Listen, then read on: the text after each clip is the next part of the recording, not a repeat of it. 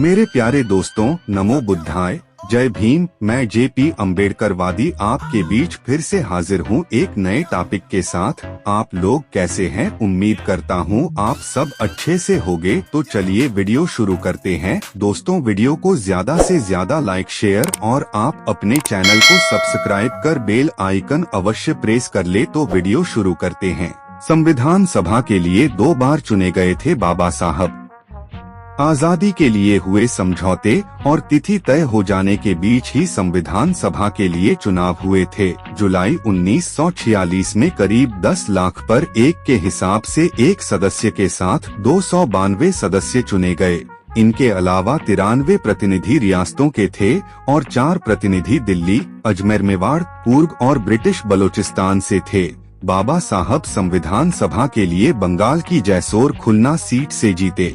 इस सीट से लड़ने के लिए उन्हें मुस्लिम लीग के बड़े नेता और नमोशूद्र आंदोलन से जुड़े समाज सुधारक जोगेंद्र नाथ मंडल ने न्योता देकर बुलाया था, मगर विभाजन में जैसोर और खुलना पाकिस्तान, अब के बांग्लादेश में चला गया। ऐसी स्थिति में नेहरू की पहल पर उन्हें कांग्रेस और कम्युनिस्टों के समर्थन से बॉम्बे प्रेसिडेंसी के एक कांग्रेसी सदस्य की सीट खाली करवाकर वहां से चुनवाकर लाया गया। इस तरह डॉक्टर अंबेडकर संभवतः अकेले व्यक्ति थे जो भारत की संविधान सभा के लिए 2 बार चुने गए। भारत की संविधान सभा ने 2 वर्ष, 11 महीने और 18 दिन काम किया और संविधान तैयार किया। मंडल और बाबा साहब एक दिलचस्प रिश्ता, रोचक संयोग। जोगेंद्र नाथ मंडल साहब की कहानी भी दिलचस्प है। वे पाकिस्तान में ही रह गए।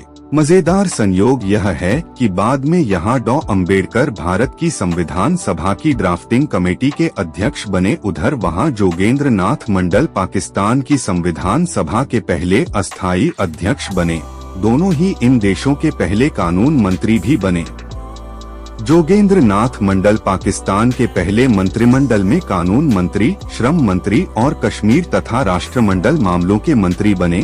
तब लियाकत अली प्रधानमंत्री थे। 3 साल तक मंत्री रहने के बाद अक्टूबर 1950 में मंत्रिमंडल से इस्तीफा देकर जोगेंद्र नाथ मंडल भारत आ गए। भारत में उनकी राजनीतिक सक्रियता कोई खास नहीं रही। लगभग गुमनामी की जिंदगी जीने के बाद 5 अक्टूबर 1968 को पश्चिम बंगाल में उन्होंने अंतिम सांस ली। इधर बाबा साहब और उधर मंडल साहब का 2 नवाजाद देशों की संविधान सभाओं में शीर्ष हैसियत पाना महज संयोग भर नहीं था। यह इन दोनों की असाधारण बुद्धिमत्ता के प्रति सम्मान के साथ उससे कहीं ज्यादा सामाजिक शोषण के सदियों तक शिकार रहे तबकों की मुक्ति की छटपटाहट और उसके लिए किए गए संघर्षों की अनुगूंज थी। इसी के साथ इन नए आजाद देशों द्वारा इस तरह के शोषण के खात्मे के साथ अपनी नई शुरुआत करने की कामना भी थी। यह बात अलग है कि बाद में शासक वर्गों ने इसे कभी निभाया नहीं। सिर्फ संविधान निर्माता नहीं थे डॉक्टर अंबेडकर। डॉक्टर अंबेडकर संविधान निर्माता माने जाते हैं। निस्संदेह वे ड्राफ्टिंग कमेटी के चेयरमैन थे और विराट बहुमत से चुने गए थे। संविधान में उनकी विजन, नजरिए का महत्वपूर्ण योगदान है, किंतु उन्हें यहीं तक सीमित रखना उनके वास्तविक रूप को छुपाने की साजिश का हिस्सा बनना होगा। गांव-गांव में डॉक्टर अंबेडकर के पुतले खड़े कर दिए हैं, जिसमें उनके हाथ में संविधान की किताब पकड़ा दी गई है।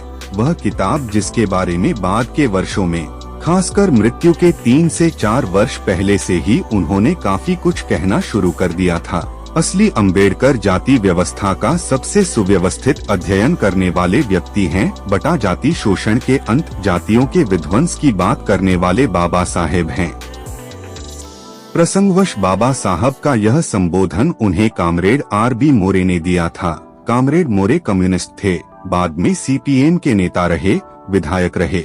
वे 1936 में अखिल भारतीय किसान सभा के लखनऊ स्थापना सम्मेलन में भी शामिल रहे। बाबा साहब का अनोखा योगदान यह है कि उन्होंने जाति और वर्ण के द्वैत की अद्वैतता, मतलब इनके रूप में अलग अलग होने और उसी के साथ सार में एक सा होने को समझा और दोनों ही तरह के शोषण के खिलाफ लड़ाई को ही सामाजिक मुक्ति की गारंटी माना। डॉक्टर अंबेडकर ने अपनी पहली राजनीतिक पार्टी 15 अगस्त 1936 को बनाई। नाम रखा इंडिपेंडेंट लेबर पार्टी। इसका झंडा लाल था। इसके घोषणा पत्र में उन्होंने साफ साफ शब्दों में कहा था कि भारतीय जनता की बेड़ियों को तोड़ने का काम तभी संभव होगा जब आर्थिक और सामाजिक दोनों तरह की असमानता और गुलामी के खिलाफ एक साथ लड़ा जाए। एक फेबियन होने के नाते भले वे वर्ग की क्लासिकल आधुनिक परिभाषा की संगति में नहीं थे, मगर भारत में आर्थिक और सामाजिक शोषण के शिकार तबकों की वर्गीय बनावट के प्रति सजग थे।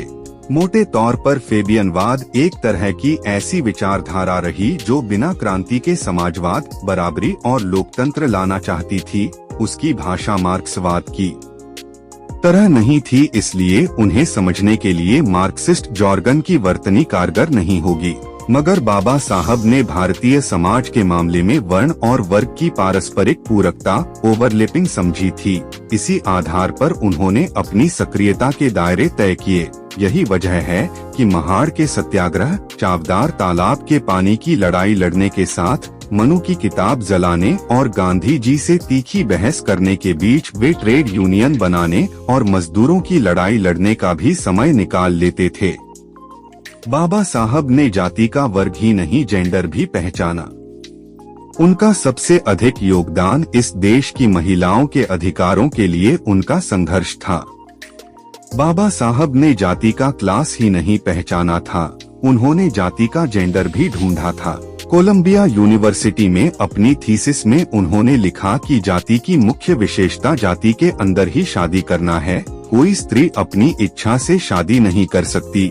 इसके लिए प्रेम पर भी रोक लगा दी गई। बाल विवाह की कुरीति और विधवाओं के साथ सलूक तथा विधवा विवाह पर रोक इसी के लिए है। जाति शोषण की दीर्घायुता के जेंडर की पहचान उनका एक बड़ा मौलिक काम था। भारत के इस पहले कानून मंत्री ने महिलाओं के हकों के प्रति अपने समर्पण की वजह से अपने पद से इस्तीफा दे दिया था जब लोकसभा में हिंदू कोड बिल के खिलाफ तमाम जनसंघी और तत्कालीन राष्ट्रपति राजेंद्र प्रसाद, सरदार पटेल सहित तथाकथित प्रगतिशील कांग्रेस के नेता भी खड़े हो गए। भारत के संविधान की मौलिक विशिष्टता। भारत का संविधान कई मामलों में अनोखी किताब है। भारत में दर्शन, साहित्य की बहुत विपुल संपदा मौजूद है। आदिवासी भाषाओं को छोड़ दें तो दुनिया की सबसे पुरानी भाषा तमिल है। उसका संगम साहित्य है। संस्कृत बटा प्राकृत जैसी प्राचीन और नई सैकड़ों भाषाएं, हजारों बोलियां हैं। इनमें खूब समृद्ध साहित्य है, किंतु इस 5000 वर्ष के इतिहास में संविधान वह पहली किताब है जो हर तरह के श्रेणी क्रम, जाति, वर्ण, लिंग, भाषा, क्षेत्र के आधार पर ऊंच नीच, गैर बराबरी को प्रतिबंधित करती है, उसे दंडनीय अपराध बनाती है, उन असमानताओं को आपराधिक और अमानवीय बताती है जिन्हें कुछ शातिर धूर्तों ने धर्म का बाना पहना दिया था। भगवानों की सील मोहर ठप्पा लगवाकर बाध्यकारी बना दिया था। यह कोई मामूली काम नहीं था, यह बहुत बड़ा काम था। इसने भारतीय समाज सोए ठहरे हुए जड़ संबंधों में जकड़े समाज के रूपांतरण की सीढ़ियों का सदियों से बंद दरवाजा खोला था। जैसे एक ही बात महिलाओं को मतदान देने की ले लें। संविधान में यह अधिकार उस समय दिया गया जब अनेक कथित विकसित देशों में भी यह नहीं था। जैसे स्वयं और समाज में वैज्ञानिक रुझान और चेतना विकसित करने का काम धारा 51 H के रूप में नागरिक के बुनियादी कर्तव्यों, फंडामेंटल ड्यूटी में शामिल किया गया। जैसे आमदनियों में 1/10 से अधिक अनुपात न होने, संपत्ति और दौलत का केंद्रीयकरण न होने देने वाली नीतियां बनाने के निर्देश सरकारों पर आयत किए गए। आज यह सब उल्टा जा रहा है। मौजूदा समय विडंबना का समय है। बिना किसी अतिशयोक्ति के कहा जाए तो देश और समाज एक ऐसे वर्तमान से गुजर रहा है जिसमें प्राचीन और ताजे इतिहास में अंग्रेजों की गुलामी से आजादी के लिए लड़ते लड़ते जो भी सकारात्मक उपलब्धि हासिल की गई थी वह दांव पर है। भविष्य में समाज को धकेलकर उसे मध्ययुग में पहुंचाने पर आमादा अंधकार के पुजारी पूरे उरूस पर हैं। संविधान और संसदीय लोकतंत्र निशाने पर है। कल्याणकारी राज्य की अवधारणा उल्टी जा रही है। मनुष्यों के बीच समानता और हर तरह की गैर बराबरी को मिटा देने की संविधान प्रदत्त समझदारी को अपराध यहाँ तक कि राष्ट्रद्रोह बताया जा रहा है।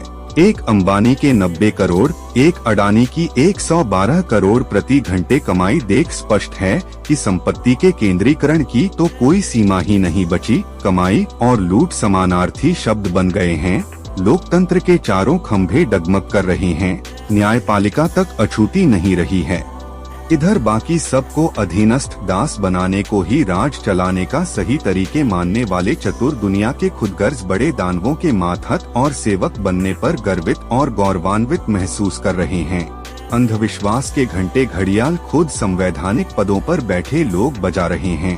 असहमतियों को कुचल कर, विमर्श को प्रतिबंधित करके आज को घुटन भरा बनाकर आगामी कल को आशंकाओं भरा बना दिया गया है। संविधान के फंडामेंटल राइट्स, मूलभूत अधिकार छीने जा रहे हैं। ऐसी स्थिति क्यों आई? इस पर आने से पहले यह जानना ठीक होगा कि संविधान क्या है, यह कैसे आया। क्या संविधान सभा की बहसों से निकला संविधान? नहीं, कोई भी बहस या मंथन या चर्चा शून्य में नहीं होती, वास्तविक परिस्थितियों की बुनियाद पर खड़ी होती है। हर विमर्श की एक निरंतरता होती है। यह किताब 1857 के महाविप्लव से शुरू हुए महामंथन का नतीजा थी, जिसे 1919 के जलियांवाला बाग से तेज और व्यवस्थित रफ्तार मिली। क्रांतिकारी और स्वतंत्रता संग्राम की अनेक धाराएं लड़ती भी थीं, फांसी भी चढ़ती थीं, जेल भी जाती थीं और इसी के साथ बहस भी करती थीं। भगत सिंह की धारा, कांग्रेस में चली बहसें, गांधी, नेहरू, अंबेडकर, पेरियार, कम्युनिस्ट, समाजवादी, मजदूर, किसान, छात्र आंदोलन, सांस्कृतिक आंदोलन, अनेक जागरण, इसी तरह की धाराएं थीं।